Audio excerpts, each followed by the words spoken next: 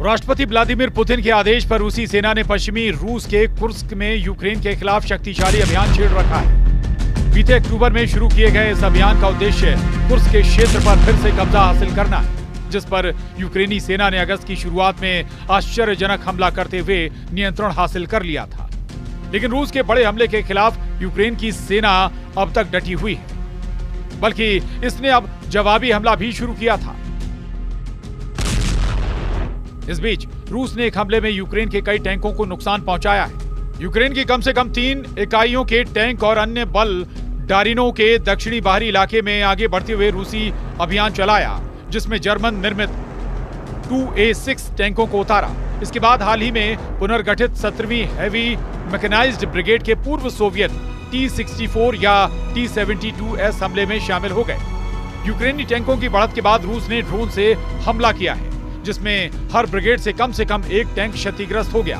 उधर रूस यूक्रेन जंग को 1017 दिन हो चुके हैं। अब तक पुतिन ने ऑक्टोपस की तरह यूक्रेन के बहुत बड़े इलाके को जकड़ रखा है। पिछले 24 घंटे में रूस ने दक्षिणी खेरसोन प्रांत के एक बहुत बड़े इलाके पर सैकड़ों ड्रोन से हमला करके यूक्रेन और नेटो को बुरी तरह से चौंका दिया है।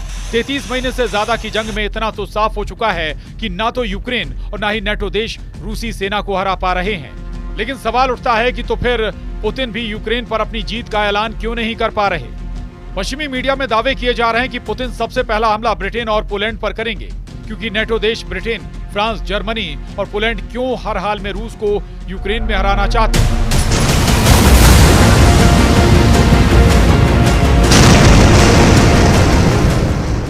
अगर नेटो रूस को यूक्रेन में नहीं हरा पाया तो फिर खास तौर से नेटो देश ब्रिटेन, फ्रांस, जर्मनी और पोलैंड के साथ पुतिन की रूसी सेना क्या करेगी?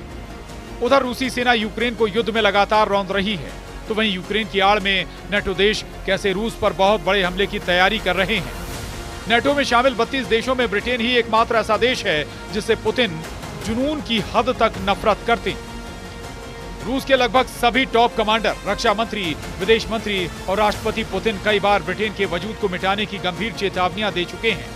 लेकिन हैरानी की बात तो यह है कि ब्रिटेन ही सबसे ज्यादा घातक मिसाइलों स्टॉर्म शैडो से रूस के अंदरूनी इलाकों में हमले करवा रहा है। कुर्स्क और ब्रांस्क पर यूक्रेन ने ब्रिटेन से मिली स्टॉर्म शैडो मिसाइलों से 12 से ज्यादा मिसाइलें दागी थी। उस वक्त पुतिन ने कहा था कि ब्रिटेन की खूनी सरकार को इसकी भारी कीमत चुकानी पड़ेगी। इस धमकी के लगभग 3 हफ्ते के बाद ब्रिटेन के रक्षा मंत्री एलिस्टर कांस ने सनसनीखेज दावा करते हुए न सिर्फ ब्रिटेन बल्कि नेटो की भी पोल खोलकर रख दी है। अब सवाल ये उठता है कि क्या रूस ब्रिटेन को मिटा देगा?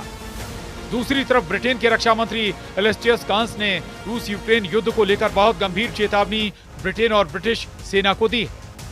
रक्षा मंत्री एलिस्टर कांस ने 2 टूक कहा है कि अगर ब्रिटेन की रूस के साथ सीधी जंग होती है तो ऐसे युद्ध में ब्रिटेन और ब्रिटेन की सेना का वजूद 6 महीने से 1 साल में पूरी तरह से मिट जाएगा।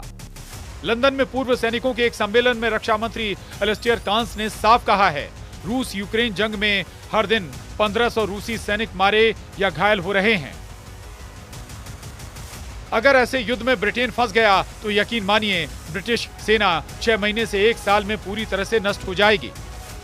इधर दूसरी तरफ अमेरिका को छोड़कर 4 नेटो देशों ब्रिटेन, जर्मनी, फ्रांस, पोलैंड ने ऐसा प्लान बनाना शुरू कर दिया है। वो प्लान है 4 स्ट्रोक प्लान, जिसके जरिए रूस को जंग में बुरी तरह से हराया जा सकता है। नेटो के 4 देश ब्रिटेन, जर्मनी, फ्रांस और पोलैंड को समझ आ चुका है कि यूक्रेन को चाहे हम कितने भी हथियार दे दें, वो रूस से जंग नहीं जीत पाएगा। इसीलिए नेटो देशों ने रूस के खिलाफ 4 स्ट्रोक प्लान तैयार किया है, जहां कम से कम 4 मोर्चों से रूसी इलाकों और सेना पर सीधा और बड़ा हमला होगा।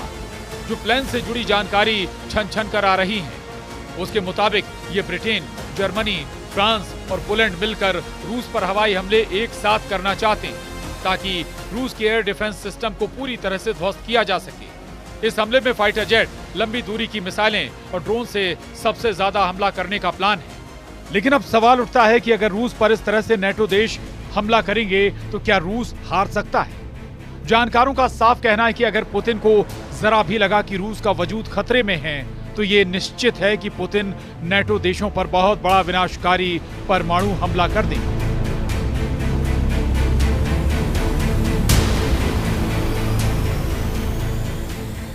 ये पुतिन भी बार बार इस तरह के हमले की चेतावनी दे चुके हैं। इधर पश्चिमी मीडिया ने रूसी हमलों को लेकर बहुत बड़े दावे और आंकड़े जारी कर दिए हैं। जरा देखिए, लगभग 3 साल या कहें 33 महीने या फिर 1017 दिन से रूस कैसे यूक्रेन को तबाह कर रहा है।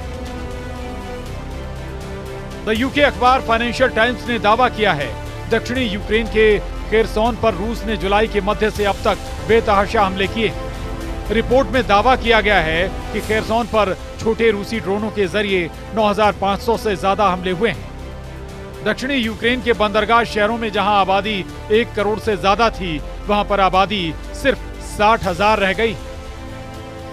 रूस के रक्षा मंत्रालय के दावों के मुताबिक अगस्त 2024 के बाद से रूस ने यूक्रेन में 1200 वर्ग किलोमीटर से अधिक क्षेत्र पर कब्जा कर लिया है। इसमें कुर्स्क क्षेत्र में वर्तमान में कीव के सैनिकों के कब्जे वाले क्षेत्र से 2 गुना क्षेत्रफल है। यूक्रेनी सेना ने रूस के कुर्स्क क्षेत्र में 600 वर्ग किलोमीटर पर कब्जा किया था, जिसका 40% इलाका रूसी सेना ने छीन लिया है। लगभग 240 वर्ग किलोमीटर इलाके पर रूस का दोबारा कब्जा हो चुका है और यूक्रेनी सेना 180 मोर्चों से मैदान छोड़कर भाग चुकी है। इस खबर ने पूरी दुनिया में हड़कंप मचा दिया है। जो दावे किए जा रहे हैं कि 72 साल के राष्ट्रपति पुतिन के सिर पर परमाणु युद्ध का भूत सवार है, वो देख लें कि कैसे 82 साल के अमेरिकी राष्ट्रपति जो बाइडेन यूक्रेन को एटम बम देकर रूस को तबाह करने का प्लान बना चुके हैं। पुतिन के करीबी दिमित्री मेदवेदेव ने साफ कहा है कि अमेरिका को परमाणु चाल बहुत भारी पड़ेगी। राष्ट्रपति बाइडेन ने इस महीने की शुरुआत में ही यूक्रेन को 12,000 करोड़ रुपए की भारी भरकम राशि दे दी है, ताकि यूक्रेन रूस पर ज्यादा से ज्यादा बड़े हमले कर सके। रूस की सुरक्षा परिषद के उपाध्यक्ष, पुतिन के बेहद करीबी और पूर्व रूसी राष्ट्रपति दिमित्री मेदवेदेव ने अमेरिका से यूक्रेन में परमाणु हथियार भेजने की खबरों पर एटमी धमकी दी है। दिमित्री मेदवेदेव ने टेलीग्राम पर अपनी पोस्ट पर लिखा, अमेरिकी राजनेता और पत्रकार कीव में परमाणु हथियार ट्रांसफर करने के परिणामों पर गंभीरता से चर्चा कर रहे हैं। ऐसा लगता है कि पागल बूढ़े बाइडेन दुनिया के साथ दुखद मजाक करना चाह रहे हैं। बाइडेन सरकार का फैसला एक भयावह हकीकत में बदलता जा रहा है।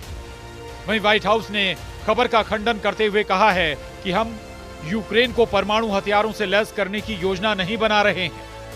इधर जेलेंस्की अमेरिका के सामने गिड़गिड़ा रहे हैं कि रूस यूक्रेन को 20 जनवरी 2025 से पहले पूरी तरह से तबाह कर देना चाहता है। कुल मिलाकर रूस यूक्रेन जंग अब उस दौर में पहुंच चुकी है जहां यूक्रेन के साथ साथ अब नेटो की तबाही भी तय हो चुकी है। Bureau report, news 18।